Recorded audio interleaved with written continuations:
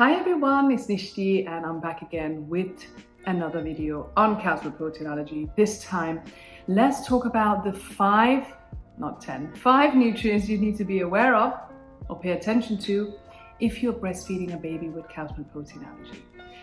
So make sure you stay to the end because this video is going to explain it all in so much detail that's really helpful and useful to you if you're breastfeeding your baby with calcium protein allergy.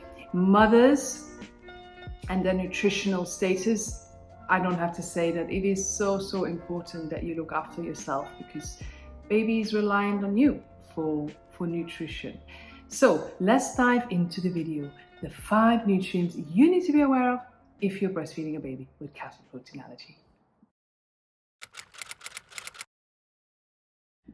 So let's start with calcium. I'm sure you probably know a lot of it about calcium already, but I'm going to give you an example of how you can obtain the 1,250 milligram of calcium that breastfeeding mothers are recommended to have if they are breastfeeding. Whether your child has calcium protein allergy or not, 1,250. Now the normal recommendation is 800, so it's quite a significant amount more. But that's because your bones are compromised as you are growing your baby and then you're breastfeeding your baby. You're actually losing bone. I think, is it about 5%? Or maybe that's too high that you lose when you're pregnant. So it's very important to make sure you are getting enough. So 1,250 milligram, what does that look like? Now I have an example. I will tell you a full day worth of foods to obtain that amount. Just make sure that if you have gone dairy free and your baby is still reacting, look at whether you're having a lot of soya in your diet, because 60% of children with calcium protein allergy will also react to soya. So for example, a lot of breastfeeding mothers I see, I'm having to recommend a dairy free and soya free diet. The example I have for you today contains a little bit of soya. So please be mindful of that. Okay, so plant milks are fortified with calcium. They contain exactly the same amount of calcium as cow's milk, unless it's organic. So 100 ml equals 120 milligram of calcium per day. So let's say per day as a breastfeeding mother, you're having 400 mils.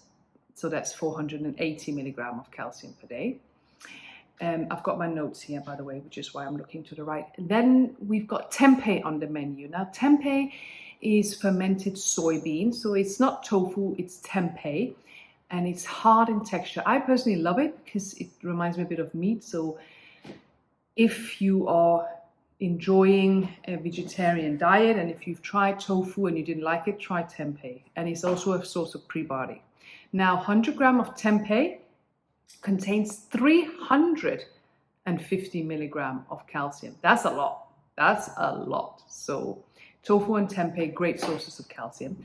Tahini, if you're having 1 tablespoon of tahini on some toast, you've got 65 milligram of calcium.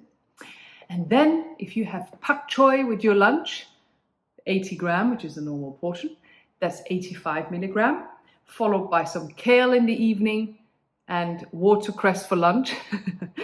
So kale, 80 gram, contains 120 milligram of calcium, and watercress is 135 milligram of calcium. So plant milk, tempeh, tahini, pak choi, kale, watercress, that gives you 1,235 milligram of calcium. So it's not even your recommended amount, but this is perfectly fine. 1,200, you are doing great. So I hope this is helpful for you, so you can just see what it actually takes to get that. If you find it hard to obtain your calcium through food, then you may have to think about nutritional supplements. So I hope this was helpful. If you're enjoying the video so far, please make sure you do smash that like button. It will help my channel to really grow. So thank you so much. Let's move on to the next nutrient that you need to be aware of if you're breastfeeding a baby with calcium protein allergy.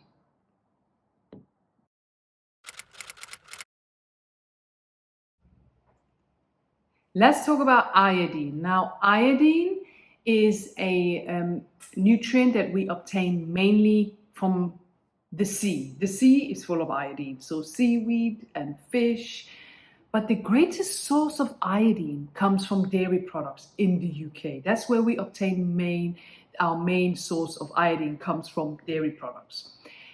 So if you're dairy free, or even if you're vegan, how do you obtain enough iodine? Now, there is research to say, I found some great research that suggests that in the UK, women of childbearing age are mildly iodine deficient, and a high intake of eggs, dairy, and milk is related to a positive iodine status. So what if you don't and can't have these foods? What do you do? First of all, if you're taking a multivitamin supplement, it should be fortified with iodine. Some have a little bit lower than what the WHO recommends.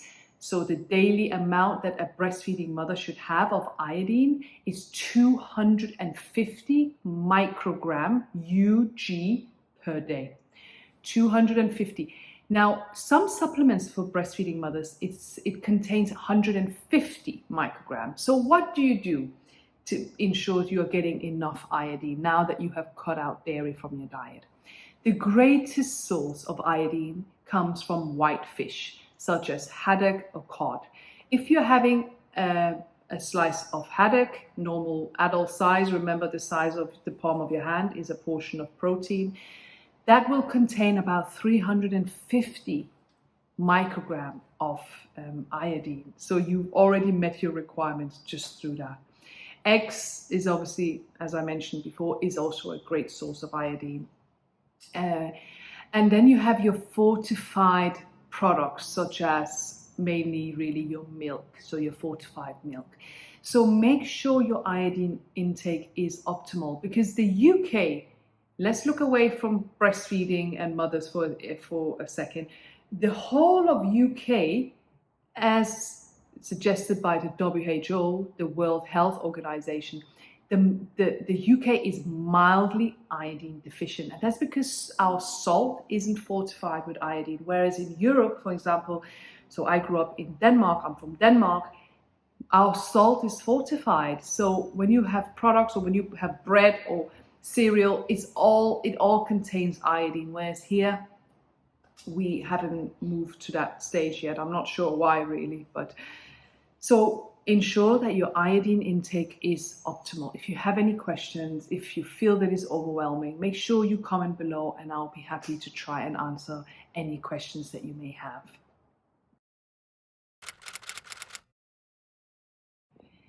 Number 3, let's talk about protein, because what I find is that when women go, or breastfeeding women go dairy free, they often also cut out their protein quite significantly.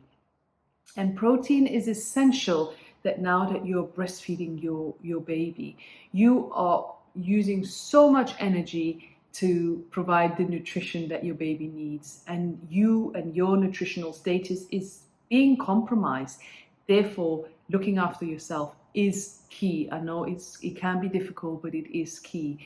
So how do you obtain enough protein? Obviously, dairy products are a good source of protein, such as your yogurt and your cheese, for instance. Milk, small amount of protein. I wouldn't say it's a great source, but it's mainly your yogurt and your cheese. So if you're cutting that out and you are having a lot of, or used to have a lot of it, make sure that you are obtaining protein from elsewhere. So if you are, for example, vegan or vegetarian, you've got your tempeh that I talked about earlier. You've got your you've got all your soya-based products and eggs. Obviously, if you're vegan, then you won't be having eggs. Beans and pulses is a good source of protein. Your nuts, your seeds is a great source of protein. And then obviously we have your meat and your fish and your chicken and your turkey. So every meal, make sure you have enough protein. So I educate on the 1, 2, 3. Carbs, protein, veg with every meal, particularly for breastfeeding mothers. Because when you are having a balanced meal, you feel great in yourself, because it does take a lot of energy from you. You know, breastfeeding that little one takes a lot of energy. So make sure you have plenty of carbs, protein, and veg with every meal, and obviously your healthy fats. So eat 1, 2, 3, think about your protein. You do not want to start losing even more muscle because you're not eating enough protein. So that was a number 3 nutrient to be aware of. Let's jump into number 4 and then 5.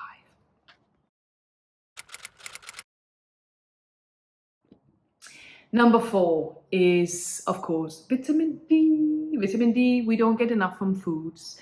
Although it says mushrooms have vitamin D in and oily fish and eggs, you get about 2.5 microgram per day if you're lucky.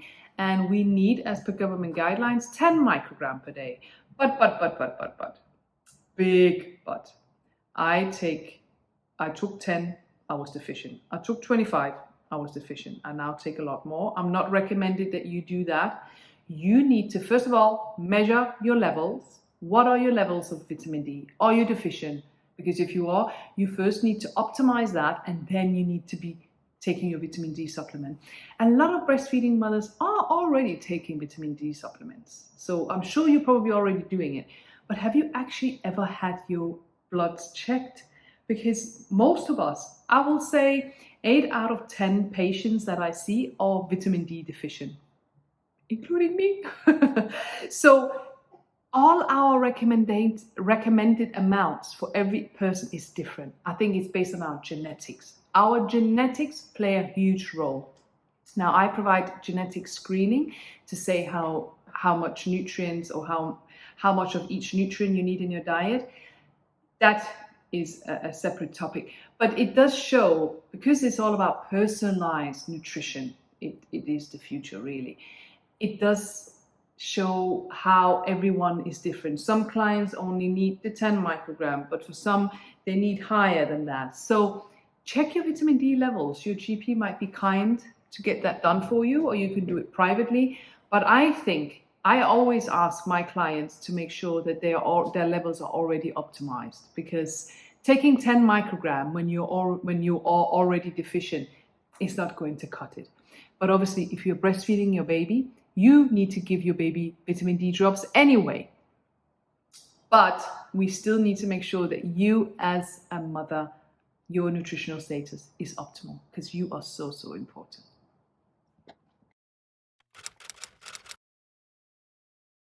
Number 5 is B12. And the reason why I want to talk about that is because when mothers are breastfeeding a child with allergies, sometimes they end up cutting out so many foods. And on the rare occasion, not very commonly, I have seen that some breastfeeding mothers become B12 deficient. Now, they may already be predisposed to it. I don't know. We're all different. But when you cut out your dairy products, which are a good source of B12, and you're not having a lot of meat or poultry in your diet, then you may need to make sure that your B12 levels are optimal. A lot of breastfeeding mothers I see who have a child with allergies end up being vegan, because there's so many foods causing problems in their children. And obviously, if you're vegan, then you definitely need to take a B12 supplement.